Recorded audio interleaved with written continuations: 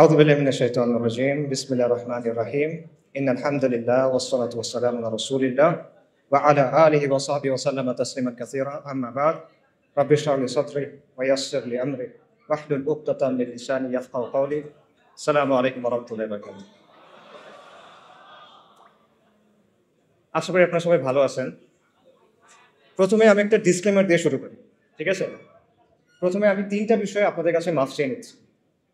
প্রথম বিষয়টা হলো, আমি পাবলিক স্পিচ দিয়ে অভ্যস্ত না। I prefer writing. লেখার অনেক সুবিধা আছে, আপনি এডিট করতে পারেন, রিভাইজ করতে পারেন, মুছে ফেলতে পারেন, রাইট? কিন্তু বলার সময় এগুলো করার সুযোগ নেই। অ্যান্ড আমার আসলে বলার যেহেতু অভ্যাস নাই, তাই আমি আসলে খুব সুন্দর করে গুছায় বলতে পারবো, এটা আমার কাছে মনে হচ্ছে না। এটা হলো 1 নম্বর বিষয়। 2 নম্বর বিষয় হলো, আমাকে বাসা থেকে বলে দিছে যে সুন্দর বাংলা ভাষায় কথা বলতে, কিন্তু বাসার অনেক কথার মতো এই কথাটাও সম্ভবত আমি রাখতে পারতেছি না, কারণ প্রমিত বাংলা ভাষা যেটা করেছি খেয়েছি এটা বলতেও আমি অভ্যস্ত না। তা আমি যেটা অনেক চেষ্টা করি হয়তো বা কিছু বলতে পারবো, বাট এটা খুব ডিফিকাল্ট হয়ে যাবে। সো আপনাদের কষ্ট করে এটা একটু শুনতে হবে। তো এই দুটোর বিষয় বলতেছি এই জন্য, কারণ আলহামদুলিল্লাহ আজকে যারা বক্তব্য দিচ্ছেন তারা সবাই খুব সুন্দর করে কথা বলেন, সবাই সুবক্তা, খুব গুছায় কথা বলেন। তো আপনারা যদি ওনাদের বক্তব্যের মতো বক্তব্য আমার কাছে এক্সপেক্ট করেন তাহলে আসলে হবে না। আমার বক্তব্যটা আপনাদের একটু কষ্ট করে শুনতে হবে, একটু অগোছালো বক্তব্য হবে, ভাঙাচোরা বক্তব্য হবে। এটা হলো 2টা বিষয়। 3 নম্বর বিষয়টা হলো, আজকে কিছু বক্তব্যে কিছু কথা আসতে পারে যেগুলো কঠিন লাগবে কারো কাছে। তো এগুলো কারো বিরুদ্ধে যাওয়ার জন্য না বা কারো সমালোচনা করার জন্য না, এগুলো বলার একমাত্র কারণ হলো আমি ট্রুলি মনে করি যে আমাদের বর্তমানের জন্য এবং আমাদের ভবিষ্যতের জন্য, এই কমের জন্য এবং এই জমিনের জন্য এই কথাগুলো বলা দরকার। সো এই 3টা হলো ডিসক্লেইমার, ঠিক আছে? ডিসক্লেইমার শেষ, এখন আমি মূল কথায় যাচ্ছি। আচ্ছা, আমরা একটা ঐতিহাসিক সময় পার করতেছি। গত 40 দিনে এমন অনেক ঘটনা ঘটে গেছে যেটা আসলে কয়েক দশকে ঘটে না। একটা ব্রুটাল ব্লাডি প্রসেসের মধ্যে দিয়ে আমরা কিছু অর্জন পাইছি। খুনি হাসিনা, দিল্লির পাপেট হাসিনা, সে পালাইছে এবং তার যে সৈন্য সামন্ত আছে তারা গা ঢাকা দিছে। এবং এই পুরো প্রসেসটা এখনো আমরা আসলে বুঝে উঠতে পারছি কিনা আমি আসলে শিওর না। In a way we are still trying to make sense of it. এবং আমার ধারণা আমরা এখানে যারা আছি বেশিরভাগই এরকম কোনো এক্সপিরিয়েন্সের মধ্যে দিয়ে এর আগে যাই না। এবং আমরা নিজেদের মধ্যে অনেক কিছু ডিসকাস করতেছি, অনেক কথাবার্তা বুঝতেছি, যার উদ্দেশ্য হলো two make sense of the situation, যে আসলে কি হইলো এবং এটা কোথায় যাচ্ছে, রাইট? সো এই জায়গাটাতে 2টা কোয়েশ্চেন দিয়ে আমি আলোচনাটা শুরু করতে চাই। ফার্স্ট কোয়েশ্চেন হলো, আমরা অনেক কথাবার্তা শুনতেছি যে গণ অভ্যুত্থান, বিপ্লব, প্রতি বিপ্লব, সংস্কার, অনেকে বলতেছে আমরা স্বাধীন হয়েছি, এটা দ্বিতীয় স্বাধীনতা, অনেকে বলছে বিজয় আসছে। আমার কোয়েশ্চেনটা এখানে, প্রথম কোয়েশ্চেন হলো, 15 জুলাই থেকে 5ই আগস্ট পর্যন্ত যে জিনিসটা হইল এটা কি বিপ্লব ছিল কিনা, নাকি এটা অন্য কিছু ছিল? এটা একটা প্রশ্ন। সেকেন্ড যে প্রশ্নটা সেটা হলো, আমরা কি এখন স্বাধীন কিনা এবং এটাকে বিজয় কিনা? তো এই 2টা কোয়েশ্চেন গুরুত্বপূর্ণ কেন? এটা গুরুত্বপূর্ণ কারণ এগুলোর অ্যান্সারের উপর ডিপেন্ড করবে আপনি বর্তমানকে কিভাবে বুঝতেছেন, এবং এটার উপর ডিপেন্ড করবে আপনি ভবিষ্যতের ব্যাপারে কিভাবে চিন্তা করবেন। তো এই প্রশ্নগুলোর কিছু অ্যান্সার নিশ্চয়ই আপনারা সবাই ভাবছেন, যে আমাদের ভাইরা বলছেন বিপ্লব হয়ে গেছে। তো আমি আমার মতো করে আমার কিছু চিন্তা আপনার সাথে শেয়ার করি। প্রথম প্রশ্ন হলো, এটা বিপ্লব ছিল কিনা? এই প্রশ্নের অ্যান্সার দেওয়ার আগে 3টা জিনিসের পার্থক্য আমাদের বুঝতে হবে। একটা হলো বিপ্লব, একটা হলো সংস্কার, একটা হলো ক্ষমতার পালাবদল বা ক্ষমতা পরিবর্তন। বিপ্লব হলো একটা সমাজ এবং একটা শাসন ব্যবস্থার মৌলিক পরিবর্তন, আমূল পরিবর্তন, এটা হলো বিপ্লব। সংস্কার হলো এর চেয়ে লিমিটেড। সংস্কারের ক্ষেত্রে একটা বিরাজমান কাঠামো থাকে, বিদ্যমান কাঠামো থাকে, সেটার মধ্যে কিছু পরিবর্তন হয়, কিছু মেরামতি হয়, কিছু পুনর্গঠন হয়, এটা হলো সংস্কার। আর ক্ষমতার পালাবদল এটা আপনারা সবাই বোঝেন, একজন গেল আরেকজন আসবে, দ্যাটস ইট। আচ্ছা, তাও আমি বোঝানোর জন্য একটা এক্সাম্পল দিই।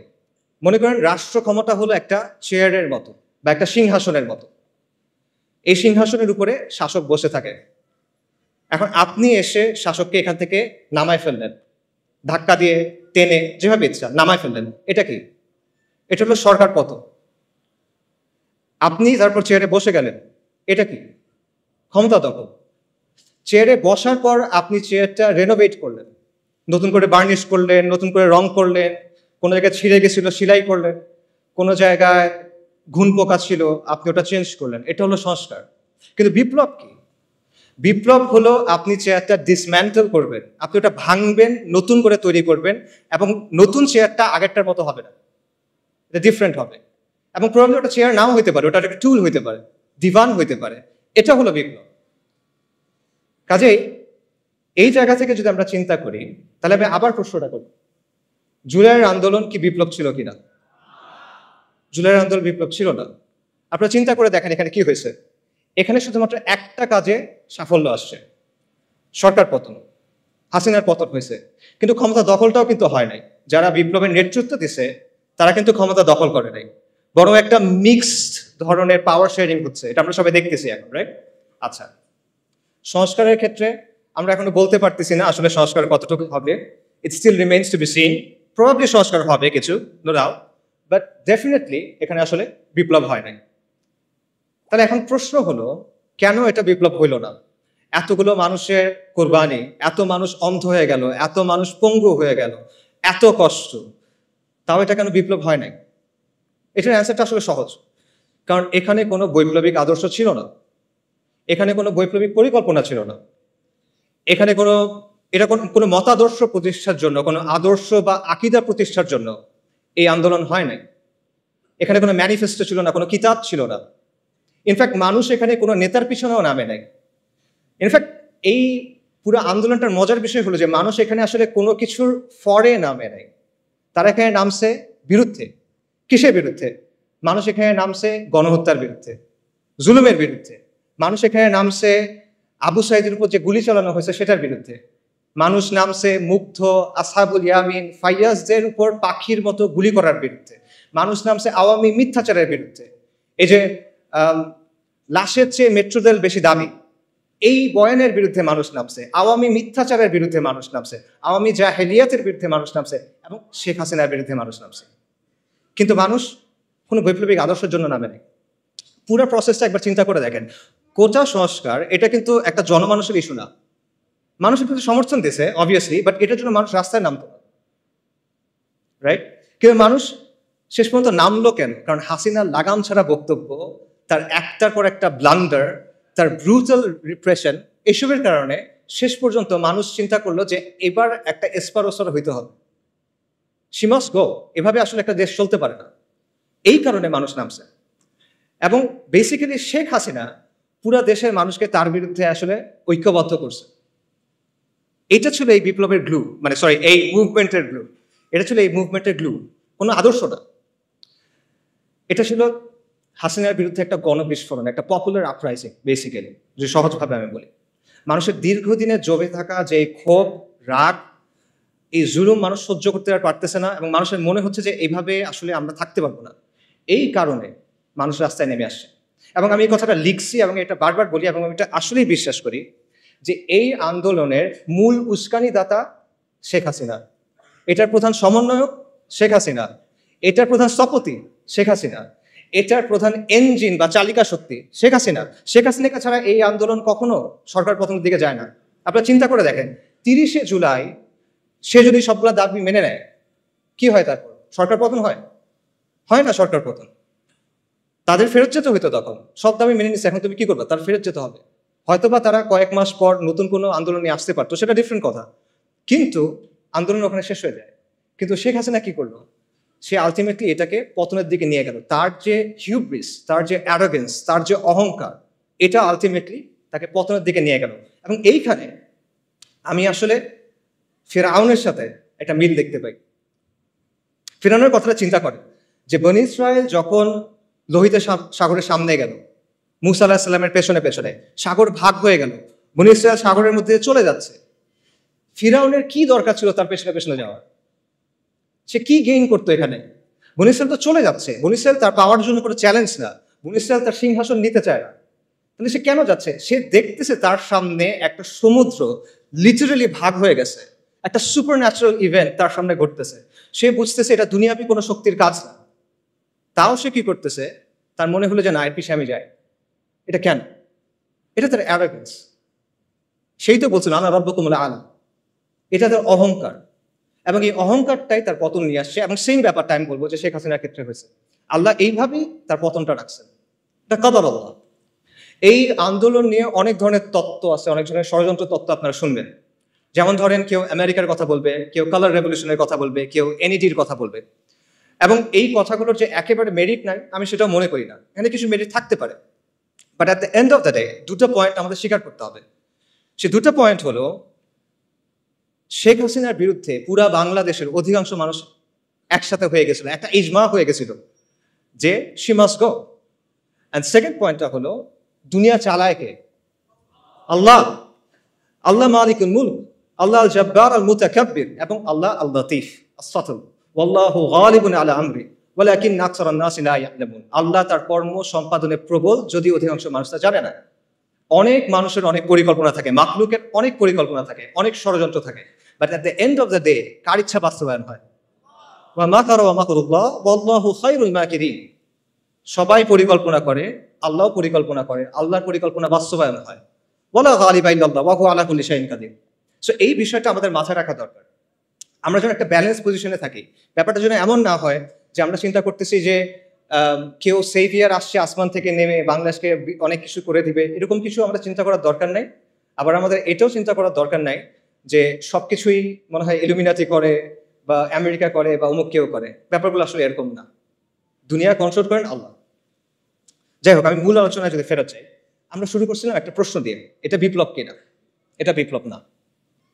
এটা ছিল শেখ হাসিনার বিরুদ্ধে গণবিস্ফোরণ। এটা ছিল হাসিনার পতনের ব্যাপারে মানুষের মধ্যে যে মনোভাব অলরেডি চলে আসছিল, সেটা একটা বাস্তবায়ন। এবং এই জন্যই মানুষ যখন বুঝতে পারছে যে আলটিমেটলি আর কোনো অপশন নেই, আমাদের রাস্তায় নেমে যেতে হবে, তখন হাসিনার পতনটা নির্ধারিত হয়ে গেছে। এটা হয়তো একদিন পরে হয়েছে, এক সপ্তাহ পরে হয়েছে, এটা এক বছর পরে হইতে পারতো, বাট প্রসেসটা শুরু হয়ে গেছিল। এবং একই কারণে এখন আমরা অনেক ধরনের কথা শুনতেছি যে সাহি সেকুলারিজম আসতে হবে, সাহি লিবারাল ডেমোক্রেসি আসতে হবে। এই ব্যাপারগুলো আসলে আসবে না। কেন আসবে না? কারণ মানুষ এগুলোর ব্যাপারে কেয়ার করে না। মানুষ এগুলো আসলে বোঝেও না, যারা বোঝে তারা চায়ও না। এগুলো হলো ৭২-এর সংবিধানের মতো একটা বিষয়, যেটা আপনি মানুষের গায়ের উপর রেখে চালাই দিচ্ছেন। But at the end of the day the people don't care about this things. So ultimately অনেক কথাবার্তা আমরা শুনবো, নয়া রাজনৈতিক বন্দোবস্ত, তারপর সেকুলারিজম, ভালো সেকুলারিজম, লিবারাল ডেমোক্রেসি, বাট এগুলো আসলে আসবে না। কিছু সংস্কার হয়তো আসতে পারে, কিছু সংস্কার আসতে পারে। প্রবাবলি আমরা হয়তো দেখতে পাবো যে কেউ ২ টার্মের বেশি প্রধানমন্ত্রী হবে না, এরকম কিছু হতে পারে। প্রধানমন্ত্রীর অফিস এবং প্রেসিডেন্টের অফিস একটা পাওয়ার ব্যালেন্স হয়তো আসতে পারে, এটা হতে পারে, সমস্যা নেই। বাট অনেক গ্রাউন্ড ব্রেকিং কোনো চেঞ্জ আসবে, এটা মনে করার কারণ আমি দেখি না। এটা হলো ফার্স্ট কোয়েশ্চেনের অ্যান্সার। সেকেন্ড কোয়েশ্চেন যেটা, সেটা হলো এটা কি বিজয় কিনা, এটা কি স্বাধীনতা কিনা? এই প্রশ্নের অ্যান্সারটা আসলে অলরেডি স্পষ্ট হয়ে যাওয়া উচিত। তাও এটা আসলে বিজয় না, এটা সর্বোচ্চ একটা আংশিক বিজয় আমরা বলতে পারি, বাট এটা কোনো অর্থেই, কোনো সেন্সে এটা সামগ্রিক বিজয় হইতে পারে না। এটা কেন পারে না? এটার অনেকগুলো রিজন আছে, বাট আমি কিছু রিজন একটু আগে আলোচনায় চলে আসছে, বাট আমি আরো কয়েকটা রিজন বলি। প্রথম কারণটা হলো পোস্ট কলোনিয়াল স্টেট, উত্তর ঔপনিবেশিক রাষ্ট্র, একটা কঠিন বাংলা শব্দ। এটা একটা কারণ যে এই কাঠামোটা রেখে আপনি আসলে কখনো স্বাধীন হতে পারবেন না। এটা মানে কি? এটা মানে সহজভাবে বলি, এক সময় এটা ছিল আমাদের রাজত্ব, এটা আমাদের রাজত্ব ছিল। এটা পারফেক্ট ছিল না, এখানে অনেক সমস্যা ছিল, কিন্তু এটা আমাদের রাজত্ব ছিল। কিন্তু তারপর ফিরিঙ্গিরা আসছে, ব্রিটিশরা আসছে, ইউরোপিয়ানরা আসছে, এবং তারা এসে আমাদেরকে তাদের গোলাম বানাইছে, তারা এসে আমাদেরকে তাদের দাস বানাইছে, এবং তাদের একটা সিস্টেম আমাদের উপর চাপাই দিছে। এইটাই হলো কলোনিয়াল রাষ্ট্র। এবং এই কলোনিয়াল রাষ্ট্রের মূল উদ্দেশ্য হলো দুটা, একটা হলো কন্ট্রোল, একটা হলো এক্সপ্লয়টেশন, নিয়ন্ত্রণ এবং শোষণ। আর কোনো উদ্দেশ্য নেই। কলোনিয়াল যে ব্যুরোক্রেসি বা আমলাতন্ত্র, এটার উদ্দেশ্য ছিল এই দুটা। কলোনিয়াল যে পুলিশ, এটার উদ্দেশ্য ছিল এই দুটা। কলোনিয়াল যে সেনাবাহিনী, এটার উদ্দেশ্য ছিল এই দুটা। আজকে ফিরিঙ্গিরা নাই, ওরা চলে গেছে, অনেক আগেই চলে গেছে, কিন্তু ওদের যে সিস্টেম সেটা রয়ে গেছে। আজকে আমাদের যে ব্যুরোক্রেসি আছে, সেটা কলোনিয়াল ব্যুরোক্রেসির কন্টিনিউয়েশন, ধারাবাহিকতা। আজকে আমাদের যে পুলিশ বাহিনী আছে সেটা কলোনিয়াল পুলিশ বাহিনীর ধারাবাহিকতা, এবং উপমহাদেশের যে সেনাবাহিনীগুলো আছে এগুলো সবগুলো ব্রিটিশ ইন্ডিয়ান আর্মির ধারাবাহিকতা। এটা ভেঙেই মানে এটা থেকেই পাকিস্তান আর্মি এবং ইন্ডিয়ান আর্মি হয়েছে, এবং দেন সেখান থেকে বাংলাদেশ আর্মি হয়েছে। এগুলো হিস্টোরিক্যাল ফ্যাক্ট, কেউ ডিনাই করতে পারবে না। সো যেই কাঠামোটা তৈরি হয়েছিল নিয়ন্ত্রণের জন্য এবং কন্ট্রোল করার জন্য, সেই কাঠামোটাকে রেখে দিয়ে আপনি আসলে কিভাবে স্বাধীন হবেন, কিভাবে বিজয়ী হবেন, এটা পসিবল না। এটা গেল একটা রিজন। আরেকটা রিজন হলো মডার্ন স্টেট ইটসেলফ। এই যে আমি নিয়ন্ত্রণের কথা বললাম আর শোষণের কথা বললাম, এটা কিন্তু শুধু কলোনিয়াল রাষ্ট্রের বৈশিষ্ট্য না, এটা মডার্ন স্টেটেরও বৈশিষ্ট্য। আধুনিক যে রাষ্ট্র সেটা ইনহেরেন্টলি একটা ডমিনেটিং, কন্ট্রোলিং, অথরিটেরিয়ান মেশিনারি। এটা এমন একটা যন্ত্র যার উদ্দেশ্য হলো শোষণ করা এবং নিয়ন্ত্রণ করা। এবং এটা শুধুমাত্র আমাদের মতো তৃতীয় বিশ্ব বা গ্লোবাল সাউথের দেশগুলোর জন্য না, এটা পুরো বিশ্বে। আমাদের দেশে একটা ধারণা আছে যে হাসিনার যে সেকুলারিজম ওটা ছিল ভাইভ সেকুলারিজম বা মওদু সেকুলারিজম, আর আমেরিকাতে যেটা আছে বা ইংল্যান্ডে যেটা আছে বা মতান্তরে ফ্রান্সে যেটা আছে এটা হলো সাহি সেকুলারিজম। কিন্তু এই যে নিয়ন্ত্রণের ব্যাপারটা, কন্ট্রোলের ব্যাপারটা, এটা সেখানেও আছে। এটা নিয়ে অনেক একাডেমিক আলোচনা আছে, আমি সেই আলোচনায় যাব না। আমি আপনাদের একটা এক্সাম্পল দিব, যে এক্সাম্পলটা আপনারা সবাই দেখছেন। সেটা হলো কোভিডের কথা চিন্তা করে দেখেন, বিশেষ করে লকডাউন এবং ভ্যাকসিনের কথা। আচ্ছা, সেকুলারিজম এবং লিবারাল ডেমোক্রেসি আপনাকে অনেক সুন্দর সুন্দর কথা বলবে, স্বাধীনতা, অধিকার, এরকম অনেক কথা বলবে। বাট লকডাউনের সময় কি হয়েছে চিন্তা করে দেখেন তো। একদিনের মধ্যে আপনার সব অধিকার, আপনার সব স্বাধীনতা নাই, শেষ। আপনি ঘরের বাইরে যেতে পারবেন না, চাকরিতে যেতে পারবেন না, মসজিদে যেতে পারবেন না। কারো বাপ মারা গেছে, সে বাপকে দাফন করতে যেতে পারতেছে না। কারো বাচ্চা হসপিটালে, সে তার কাছে যেতে পারতেছে না। এটা কি? এটা টোটাল কন্ট্রোল আপনার জীবনের উপরে। এবং আমরা দেখছি যেখানে রাষ্ট্র যত শক্তিশালী সেখানে লকডাউন তত টাইট। আমাদের মতো দেশগুলোতে রাষ্ট্র পুরোপুরিভাবে অতটা শক্তিশালী না, যে কারণে আমরা কিছুটা মুভমেন্টের সুযোগ পাইছি। কিন্তু আপনি যদি ওয়েস্টের দিকে তাকান, দেখবেন সেখানে এক্সট্রিমলি টাইটভাবে লকডাউনগুলো এনফোর্স করা হয়েছে। তো এই যে লকডাউন, এটা কিন্তু আপনি দেখেন, এটা আপনার সমস্ত অধিকার, স্বাধীনতাকে নিয়ন্ত্রণে নিয়ে ফেলা হলো। এটা একটা ডিপ্রেশন, এটা একটা কর্তৃত্ববাদ, এবং এটা সেকুলার ডেমোক্রেসিগুলাই করতেছে। এবং এর মধ্যেও আমরা দেখছি যে দুটা অংশ হয়ে গেছে, যে সাধারণ মানুষ লকডাউনের মধ্যে বাসায় বসে আছে, পাগল হয়ে যাচ্ছে, সর্বশান্ত হয়ে যাচ্ছে। অন্যদিকে এলিট যারা, তারা পার্টি করে বেড়াচ্ছে, এরকম খবর আসে, ও বাবারা পার্টি করে বেড়াচ্ছে। ওদিকে মানুষজন মেন্টাল হেল্পলাইনে ফোন করতে করতে এই হয়ে যাচ্ছে, শহীদ হয়ে যাইতেছে, এরকম একটা অবস্থা। আচ্ছা, এরপর দেখেন লকডাউনের পর কি আসলো? ভ্যাকসিন। ভ্যাকসিন না নিলে আপনি দুনিয়াতে অচল, আপনার ভ্যাকসিন নিতেই হবে। আপনার শরীরের মধ্যে আপনি একটা আনটেস্টেড এক্সপেরিমেন্টাল ড্রাগ নেবেন, এখানে আপনার কোনো সে নাই। আপনাকে বেসিক্যালি কোয়ার্স করা হলো এটা নেওয়ার জন্য, নইলে আপনি হজেও যেতে পারবেন না, এরকম একটা অবস্থা, তাই না? তো এর যে টোটাল কন্ট্রোল আর কি হইতে পারে?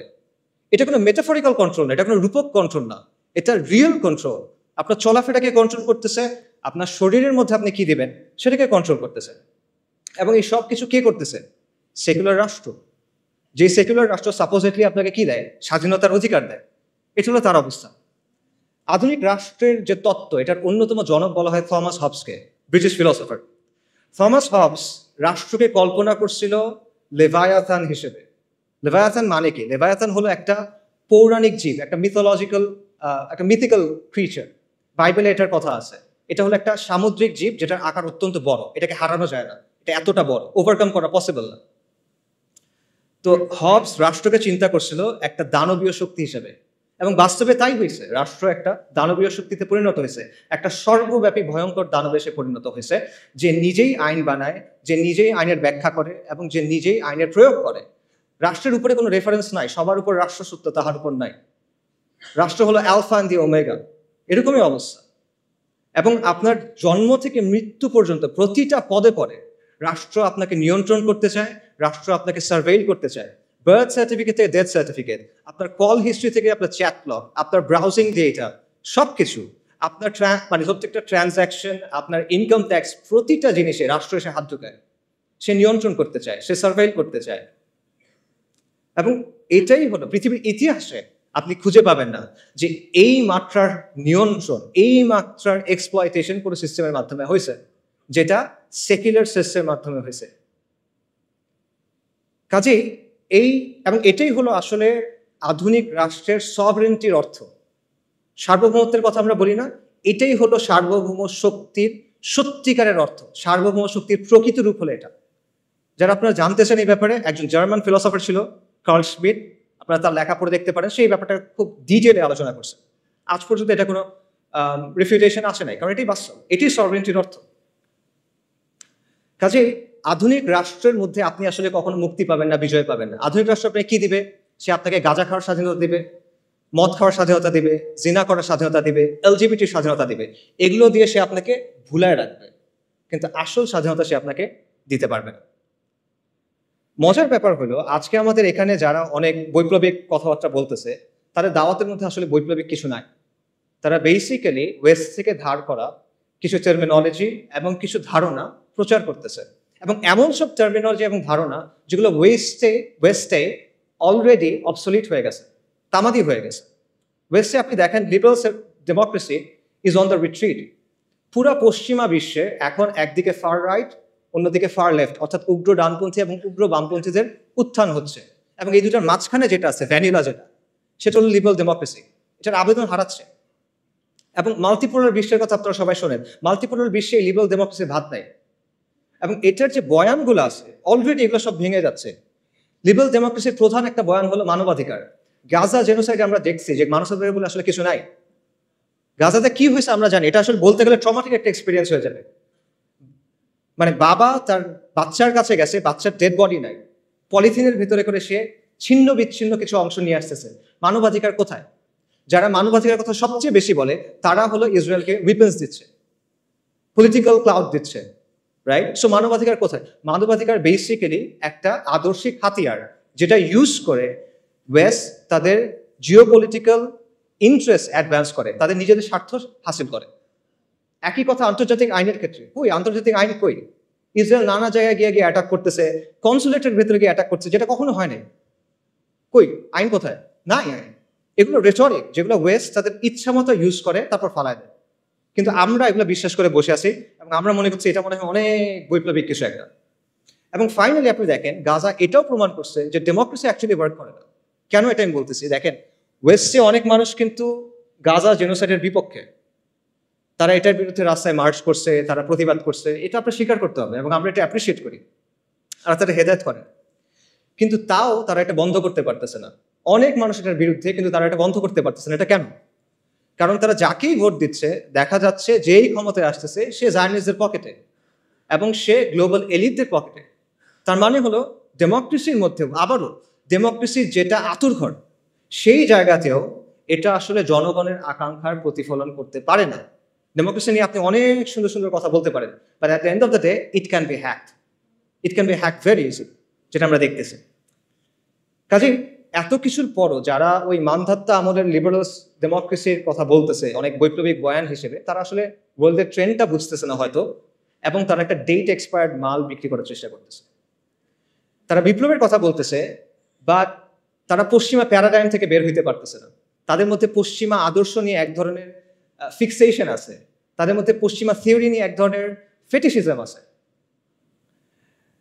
পশ্চিম যেটা বলছে ওটাই সহি, পশ্চিম যেটা বলছে ওটাই সমাধান, অল্প স্বল্প কিছু চেঞ্জ করতে হবে। Liberal democracy with Bangla characteristics, এটা হলেই হয়ে যাবে।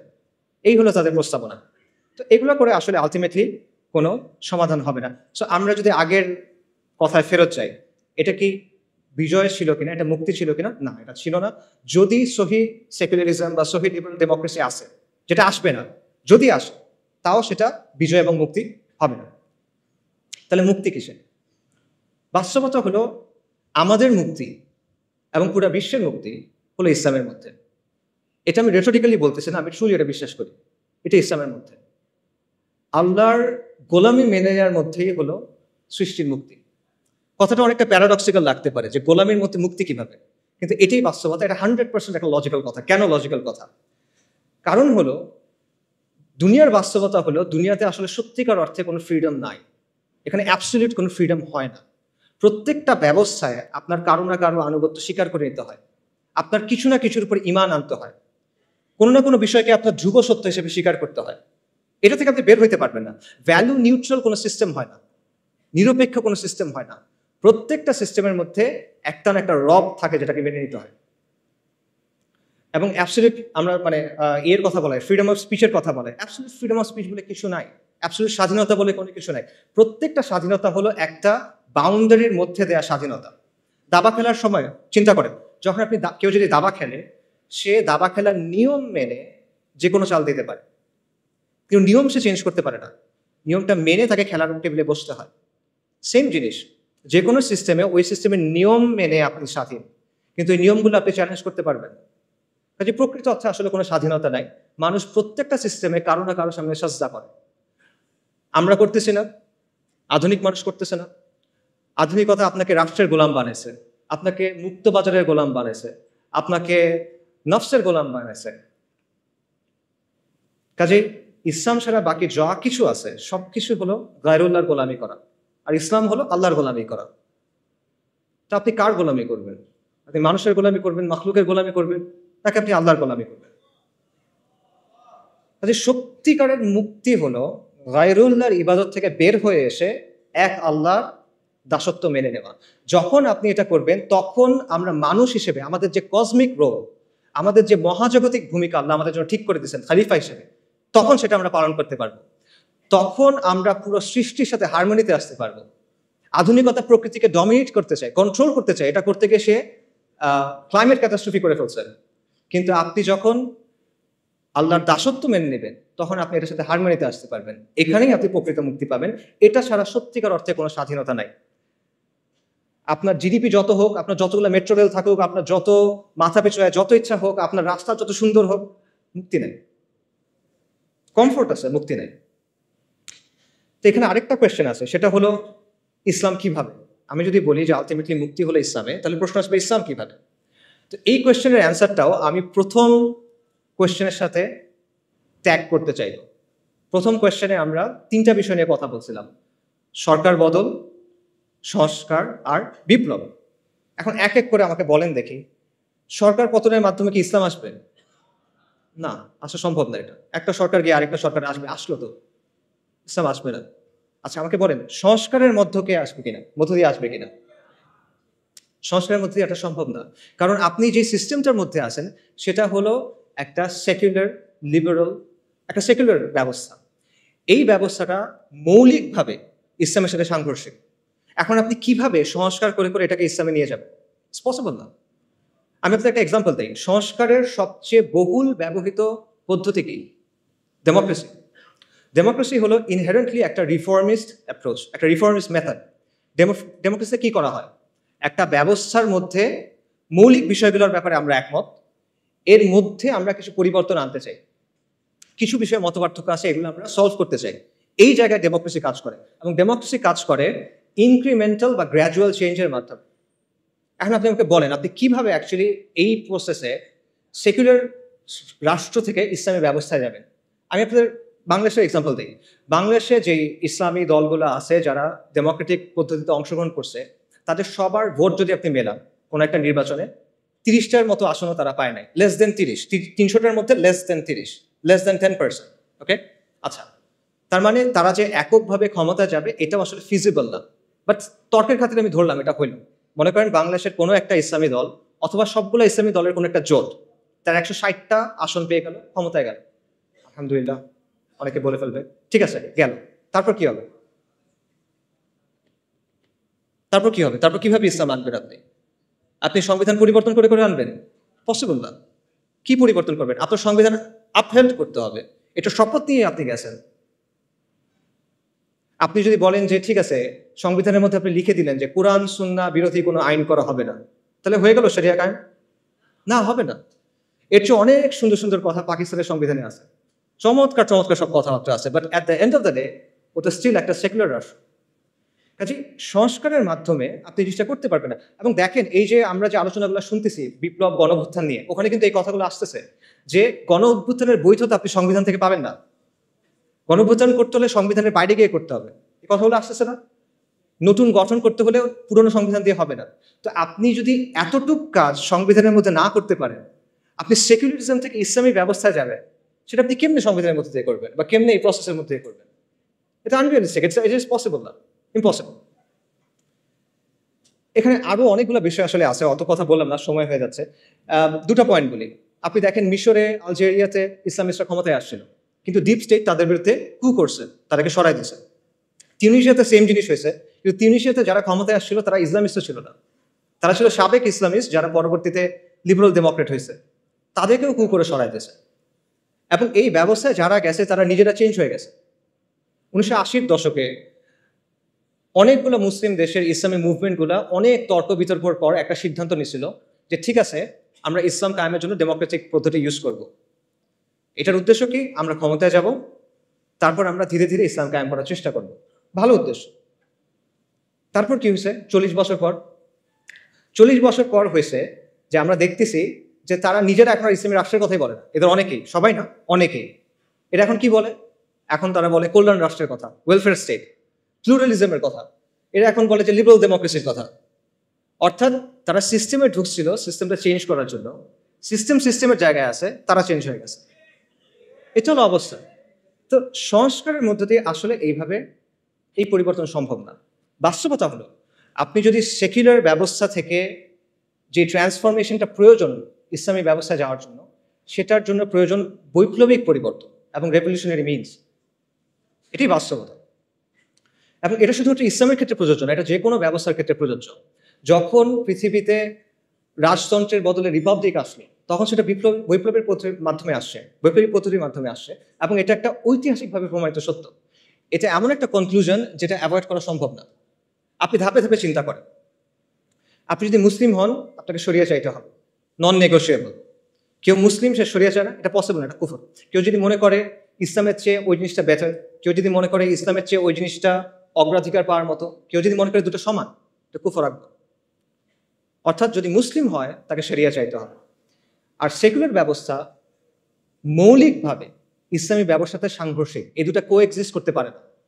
একটা আরেকটাকে ডমিনেট করার চেষ্টা করবে, সেটা হবে না।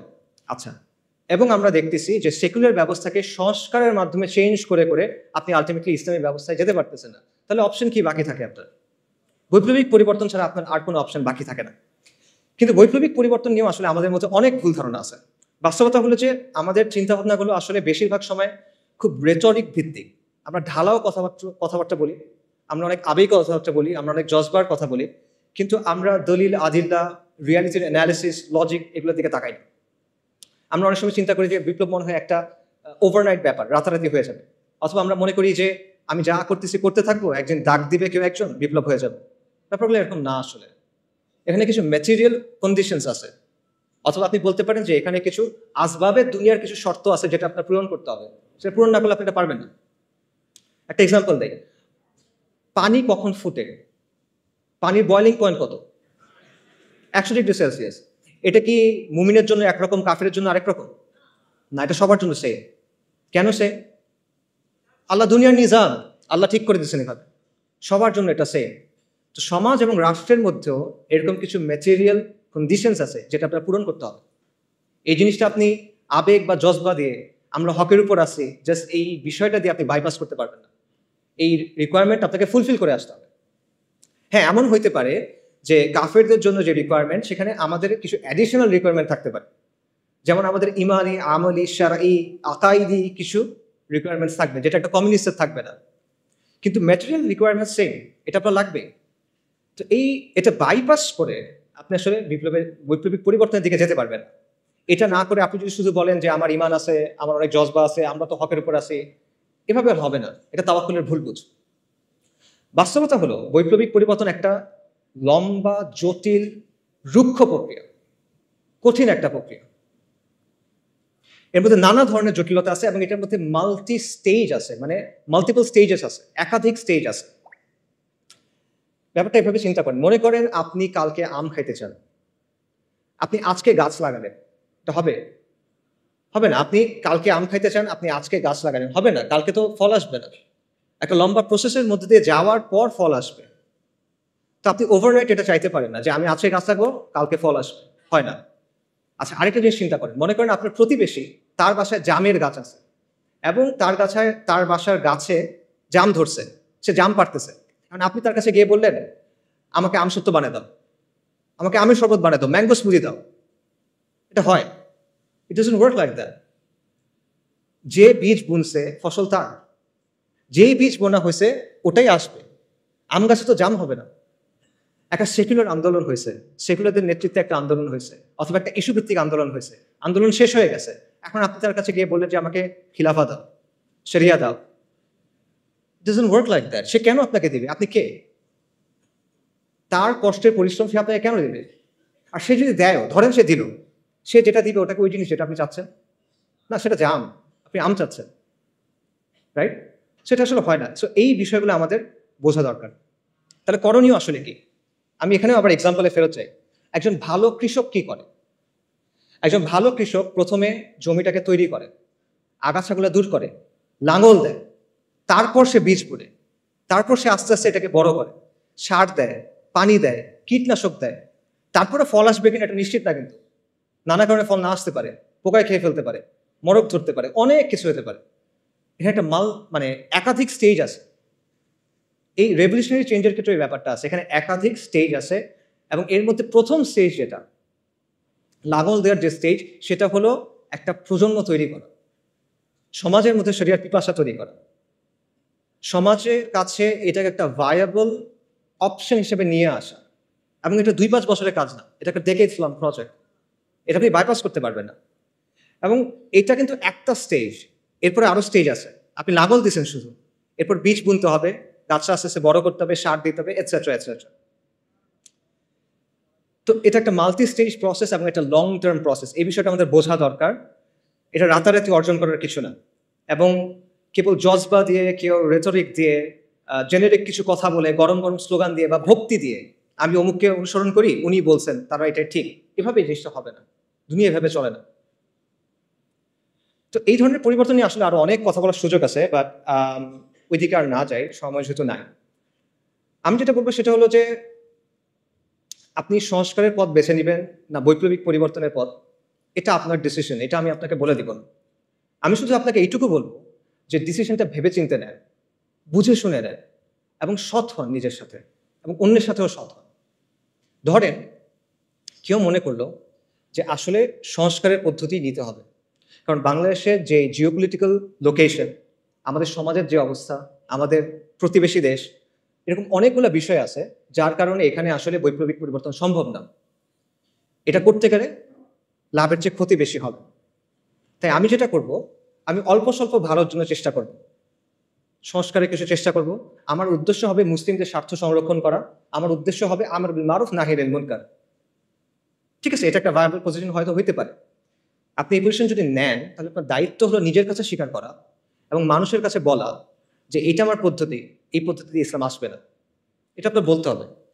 আপনি সংস্কারের পদ্ধতি নেবেন, কিন্তু আপনি বলবেন যে আমি বিপ্লব করতেছি, এটা হলে হবে না। আপনি এমন কোনো প্রতিশ্রুতি দিবেন না যেটা আপনি ডেলিভার করতে পারবেন না। Don't promise something that you can deliver, right? এটা ধোকাবাজি, পিওর ধোকাবাজি। এই জিনিসটা করে দেন। আপনি বলেন যে না আমি পারবো, আমি এতটুকু জানি ভাই, আমি এতটুকু করছি, আই ক্যান রেসপেক্ট দ্যাট, কিন্তু যেটা নাই ওটা বলে লাভ নেই। একইভাবে আপনি যদি বৈপ্লবিক পথ নেন, তাহলে রেটোরিক্যাল আলাপ, ভক্তির আলাপ, এই জিনিসপত্রগুলো ছেড়ে দিয়ে আপনি প্র্যাকটিক্যাল রিয়েলিস্টিক আলাপে আসেন। আপনি ম্যাটেরিয়াল কন্ডিশনগুলো নিয়ে চিন্তা করেন, ঠিক আছে? এবং এইসব চিন্তা বাদ দেন যে মনে করেন হঠাৎ কোনো একটা ঘটনা ঘটবে, হঠাৎ ডাক আসবে, আর আমরা সবাই রাস্তায় নেমে যাবো, ইনকিলাব ইনকিলাব, ইন্তিফাদা ইন্তিফাদা। না, এটা একটা লম্বা প্রসেস, যেটা আমি আগে বলতেছিলাম। কাজে মোট কথা হলো যে সংস্কার বা বিপ্লব আপনি যেই পথে নেন, it's your choice, no problem. বা বুঝে শুনে নেন, নিজের অবস্থানের ব্যাপারে সৎ হন, ধোকাবাজি করেন না, মানুষের সাথে না, নিজের সাথে না, তরুণদের সাথে না। এটা অনেক বড় একটা দায়। এই দায় নিয়ে আপনি আল্লাহর সামনে দাঁড়াতে চান না আসলে। আচ্ছা, একটা কথা দিয়ে শেষ করি, সেটা হলো যেটাই আপনি পছন্দ করেন, সংস্কার অথবা বিপ্লব, দুটা ক্ষেত্রে আপনার আসলে একটা কাজ করতে হবে। যদি আপনি চান আগামীর বাংলাদেশে ইসলাম শক্তিশালী হোক, তাহলে আপনি যে তরিকায় নেন, আপনার একটা কাজ করতেই হবে, এটা না করলে হবে না। সেই কাজটা কি? এটাও একটা প্রশ্ন দিয়ে বলি, আমাদের সমাজের সেন্ট্রাল কনফ্লিক্ট কি? আমাদের সমাজের প্রধান দ্বন্দ্ব কি? প্রধান দ্বন্দ্ব কি আমি বোঝাই। মনে করেন রাসূলুল্লাহ সাল্লাল্লাহু আলাইহি সাল্লাম যখন নবুয়ত পাইলেন, তখন পৃথিবীতে কিন্তু অনেক ঘটনা ঘটতেছিল। রোমান আর পার্সিয়ানদের মধ্যে যুদ্ধ চলতেছিল, ব্যাপক যুদ্ধ, অনেক বছর ধরে। আরবে বিভিন্ন রাজাদের মধ্যে যুদ্ধ চলতেছিল। জাজিরাতে কুরাইশদের বিভিন্ন গোত্রের মধ্যে রেষারেষি চলতেছিল, এটা আমরা জানি, বনু উমাইয়া, বনু হাশিম, নানা কাহিনী। আফ্রিকাতে অনেক সাম্রাজ্য ছিল, তাদের মধ্যে যুদ্ধ চলতেছিল। এই সময়ের মাঝখানে আপনি যদি ওই সময়ের একটা পেপার পাইতেন, মনে করেন ওইখানে আসলে রাসূলুল্লাহ সাল্লাল্লাহু আলাইহি ওয়াসাল্লামের নিউজটা যখন উনি নবুয়ত পাইছেন, এটা কোথায় আসতো? মনে করেন 8 নাম্বার পেজে ছোট্ট একটা ইঞ্চি করে একটা খবর আসতো, তাই না? কিছু না আসলে মনে করতো মানুষ, but at the end of the day এটাই ছিল মূল ঘটনা। যদি আমরা পৃথিবীর একটা হিস্ট্রি লিখি, রাসূলুল্লাহ সাল্লাল্লাহু আলাইহি ওয়াসাল্লাম হলেন বা আম্বিয়ায়ে কেরাম হলেন মূল ক্যারেক্টার, এবং তাদের সাথে যেগুলো ঘটতেছে এগুলো হলো মূল স্টোরি লাইন, বাকি সবকিছু হলো সাইড ক্যারেক্টার, সাইড কোয়েস্ট, পার্শ্ব চরিত্র, রাইট? তার মানে ওই সময় পৃথিবীতে মূল কনফ্লিক্ট কোনটা ছিল? ইমান বনাম শিরক, তাওহীদ বনাম শিরক, ইমান বনাম কুফর, দ্যাটস ইট। সিমিলারলি আপনার চিন্তা করতে হবে যে আমাদের সমাজে মূল কনফ্লিক্ট কোনটা। কারণ আপনি যখন মূল কনফ্লিক্টে ফোকাস করবেন, তখন আপনি একটা সমাজকে একটা পরিণতির দিকে নিতে পারবেন, নইলে পারবেন না। তা আমাদের সমাজে সেন্ট্রাল কনফ্লিক্ট কোনটা? আমরা অনেক কথাবার্তা বলি। আগে বলা হয়তো আওয়ামী লীগ বনাম বিএনপি, ভারত বনাম আমেরিকা, বা ভারত বনাম চায়না, শাহবাগ বনাম অ্যান্টাই শাহবাগ, ফ্যাসিজম বনাম অ্যান্টাই ফ্যাসিজম, অনেক কথা বলা হয়। But at the end of the day এগুলো কোনোটাই আমাদের সমাজের সেন্ট্রাল কনফ্লিক্ট না। এগুলো যদি সলভ হয়ে যায়, তাও আপনি বিজয় পাচ্ছেন না, মুক্তি পাচ্ছেন না, যেটার কথা আমরা বললাম। মনে করেন প্রো ইন্ডিয়া গভর্নমেন্ট চলে গিয়ে একটা প্রো আমেরিকান গভর্নমেন্ট আসলো, সমাধান হয়েছে? মনে করেন ফ্যাসিস্ট গভর্নমেন্ট চলে গিয়ে একটা অ্যান্টাই ফ্যাসিস্ট গভর্নমেন্ট আসলো, সমাধান হয়েছে? মনে করেন কালকে থেকে শাহবাগ নাই বাংলাদেশে, সমাধান হবে? পাকিস্তানে তো শাহবাগ নাই, পাকিস্তানে তো শান্তি নিকেতনই এই সেকুলাররা নাই, কিন্তু সেখানেও তো লিবারেল সেকুলার এই সমাজটা নিয়ন্ত্রণ করে। বাংলাদেশের আগে পাকিস্তানে ট্রান্সজেন্ডার আইন পাশ হয়ে গেছে, কিভাবে? সেখানে তো শাহবাগই নাই। সো শাহবাগি ব্যানিশ করে দেন, আপনার সমস্যার সমাধান হচ্ছে না। সমাধান হলো মূল কনফ্লিক্টের জায়গাটা, এবং মূল কনফ্লিক্টটা হলো ইসলাম বনাম সেকুলারিজমের দ্বন্দ্ব, আল্লাহর আইন বনাম গায়রুল্লাহর আইনের দ্বন্দ্ব, আল্লাহর শরিয়া বনাম মানুষের শরিয়ার দ্বন্দ্ব, ইসলাম বনাম মানুষের বানানো তন্ত্র মন্ত্রের দ্বন্দ্ব। এটাই হলো মূল কনফ্লিক্ট। আল্লাহ আযজা ওয়া জাল্লা কোরআনে কি বলছেন? সব আম্বিয়া কিরামকে কোন দাওয়াত দিয়ে পাঠানো হয়েছে? নবী রাসূলকে কোন দাওয়াত দিয়ে পাঠানো হয়েছে? আল্লাহ আযজা ওয়া জাল্লা বলছে, ওয়ালাকাদ বাআসনা ফি কুল্লি উম্মাতির রাসূলান আন ইবুদুল্লাহা ওয়াজতানিবুত তাগুত। আমি প্রত্যেক উম্মার কাছে রাসূল প্রেরণ করছি এই মর্মে যে তোমরা আল্লাহর ইবাদত করো, তাগুতকে বর্জন করো। কুফর বিত তাগুত ওয়া ঈমান বিল্লাহ। এখন আপনি আমাকে বলেন, যদি আপনি আল্লাহর উপর বিশ্বাস আনেন, তাহলে আপনি আল্লাহর আইনকে বাদ দিতে পারবেন? এটা পসিবল? পসিবল না। আপনি যদি আল্লাহর উপর বিশ্বাস আনেন, আপনি গায়রুল্লাহর আইন মেনে দিতে পারবেন? পসিবল না। তাহলে আপনি যদি ঈমান বিল্লাহ এবং কুফর বিত তাগুত চান, তাহলে অবশ্যই আপনাকে মানতে হবে যে ইসলাম এবং সেকুলারিজমের মধ্যে একটা প্রচন্ড দ্বন্দ্ব আছে, এবং এটাই আসলে সবচেয়ে বড় দ্বন্দ্ব। আপনাকে কেউ বাধ্য করতেছে না আজকে যে তুমি গিয়ে লাত মানাত উজ্জার সামনে গিয়ে সাজদা করো। কেউ আপনাকে বলতেছে না যে তুমি হুবলের সামনে গিয়ে একটা জিনিস কোরবানি করো, কেউ বলবে না। কিন্তু সে কি বলবে? আল্লাহর আইন ছাড়ো, গায়রুল্লাহর আইন ধর, সে এটা আপনাকে বলবে। সো এইটাই হলো সেন্ট্রাল কনফ্লিক্ট, এবং এই বিষয়টাকে আমাদের দাওয়ার মূল ভিত্তি বানাইতে হবে, এবং আমাদেরকে এটা সমাজের মূল প্রশ্নে পরিণত করতে হবে, যেটা আমরা পারি নাই।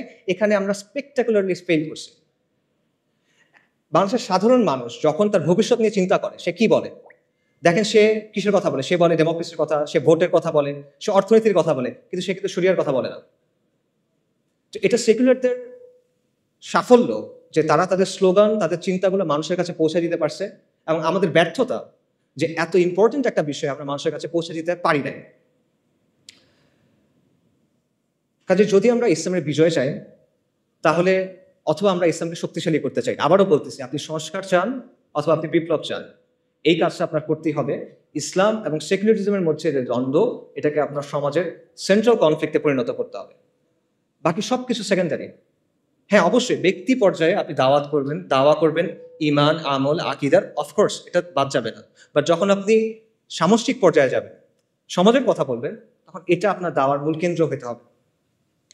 পাশাপাশি আরেকটা জিনিস আপনাকে করতে হবে, সেটা হলো মানুষের জীবনের সাথে যে জড়িত যে বিষয়গুলো আছে, যেগুলো নিয়ে মানুষ কনসার্ন, সেগুলো নিয়ে আপনার কথা বলতে হবে এবং সেটা বলতে হবে ইসলামের জায়গা থেকে।